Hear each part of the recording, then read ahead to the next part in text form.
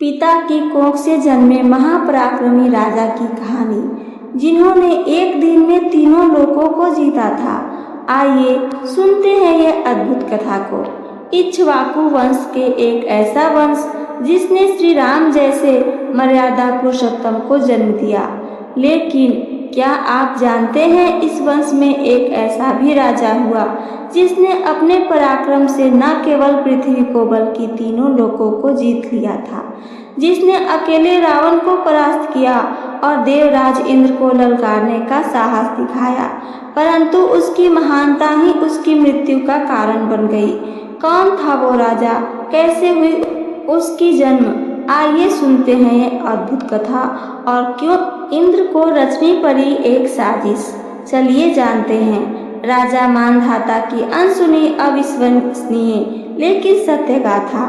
इक्ष्वाकु वंश में एक ऐसे राजा हुए जिनके पराक्रम के किस्से आज भी सुनाए जाते हैं। वह भगवान राम के पूर्वज थे और इतने बलशाली थे कि एक दिन में ही तीनों लोकों को जीत लिया था।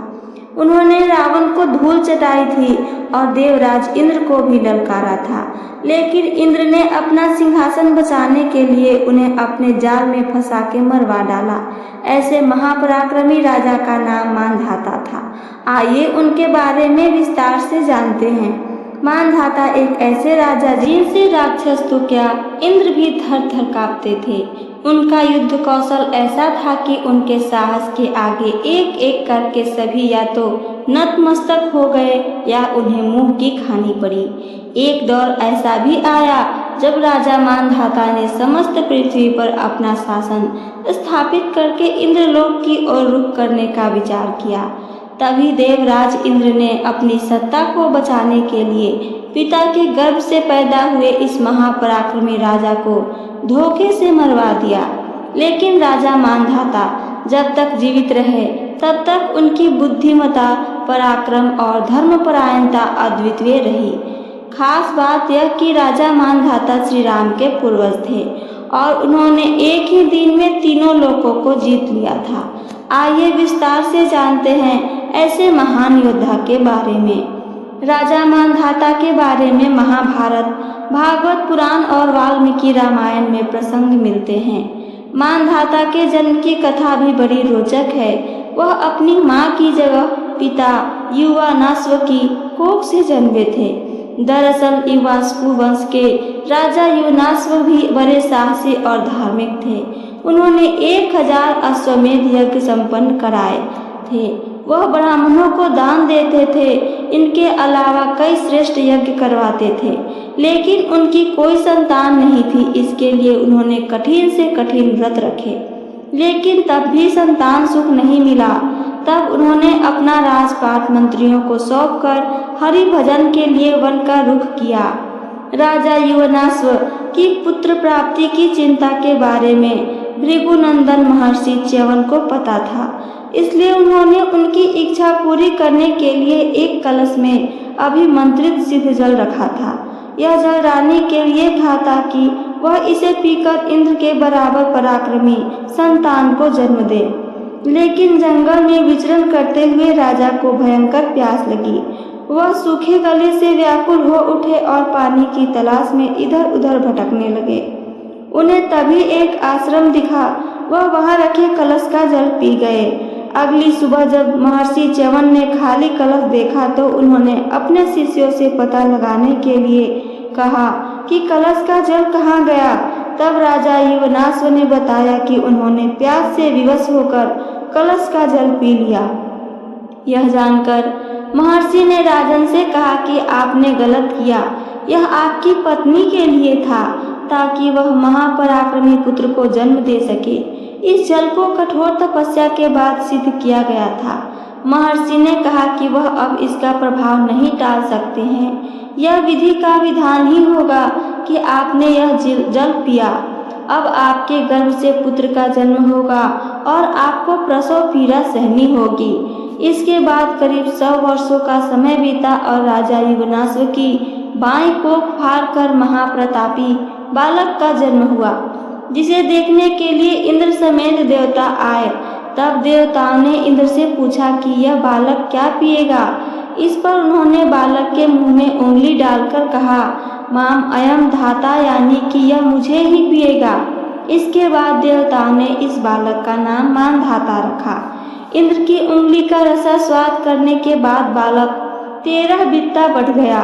उस बालक को सभी वेद, धनुर्वेद, दिव्यास्त्रों की शिक्षा दीक्षा दी गई।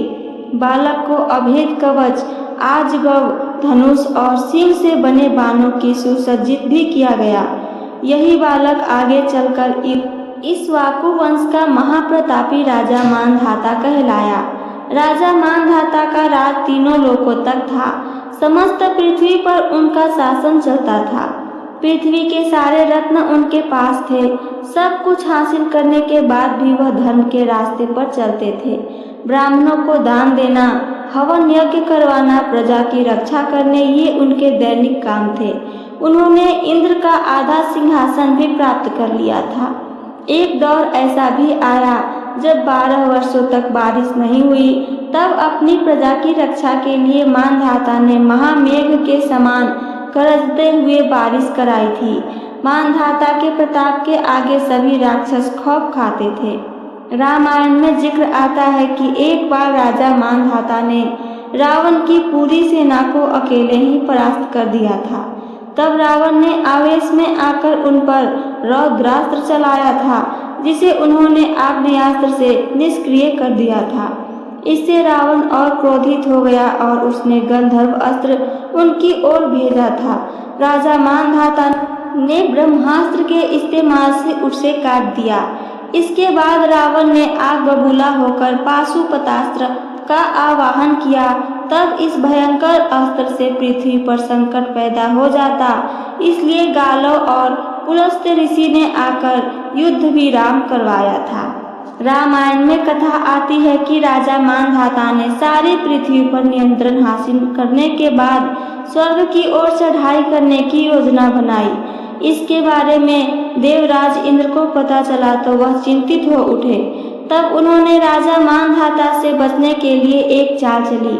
वह राजा मानधाता के पास पहुँचे और उनसे कहा कि तुम देवलोक पर शासन करने की तैयारी कर रहे हो, लेकिन पहले पृथ्वी लोक पर तो पूरी तरह राज स्थापित कर लो।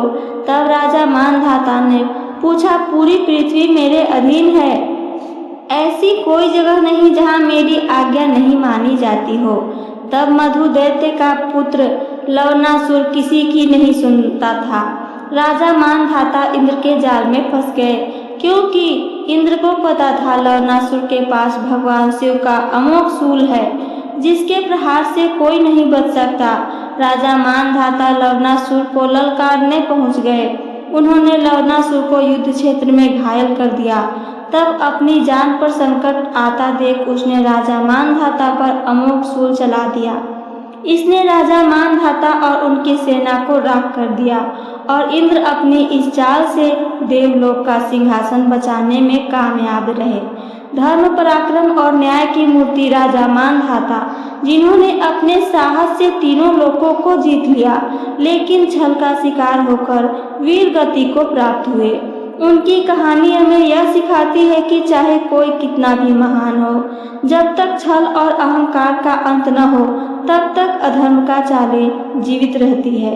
आज भी जब स्वर्ग की गाथाएं कही जाती हैं, तो मानधाता जैसे राजाओं का नाम श्रद्धा से लिया जाता है। वह राजा जो रावण को भी हरा सकता था, लेकिन इंद्र के छल के आगे हार गया। वो यही है सनातन की शक्ति और उसकी जटिलता। यही है राजा मानधाता की अमर कथा। तो ये थी मेरी आज की कथा। मेरी कथा आप सबको पसंद आई हो तो चैनल को सब्सक्राइब करके वीडियो को लाइक करना ना भूलें। साथ साथ अपना एक प्यारा सा कमेंट करके हमें ज़रूर बताइए। सुनने के लिए धन्यवाद। जय श्री राम।